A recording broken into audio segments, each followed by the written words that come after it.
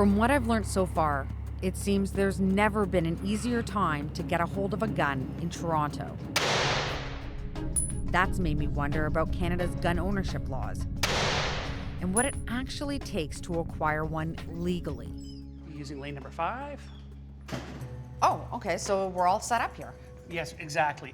So I'm meeting up with J.R. Cox, who owns and operates gun ranges in Alberta, Ontario, and the UK. What we're gonna do is we're gonna shoot a semi-automatic handgun and a revolver. Okay. So 9mm and a .38 special. So these are gonna be for your first experience, very user-friendly firearms. Okay. Pick up the magazine with your right hand. Yep, it's unloaded, It's unloaded, but you have to watch because it will have bullets. Why do people want guns? What are they using them for? Sport. Like they're not buying them to put them under their pillow for self-defense. It's much more of a zen sport than people think. It's just you and your target. If you do everything right, you shoot a bullseye. Just the butt back a bit. Now you're gonna look at the front sight, you're gonna pull the trigger and hold it to the rear. Oh, good job. And then you can just rest. What do you think?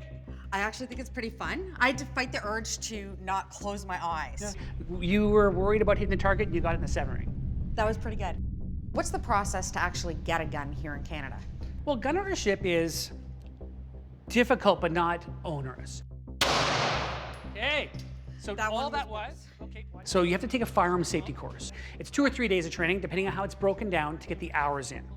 Once you get your hours in, right, and you do your test, you pass that.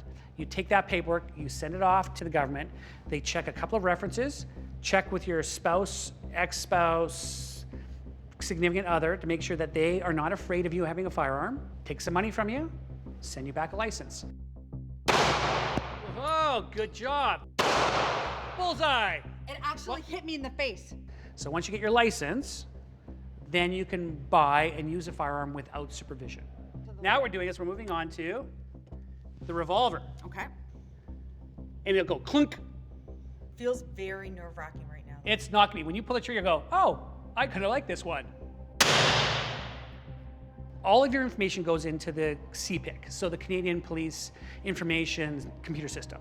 The Firearm Center gets a report every day on every firearm owner. All 2.2 million of us, we get a check. Sex offenders don't. So if you're a sex offender, after 3 years, you can apply to come off the list.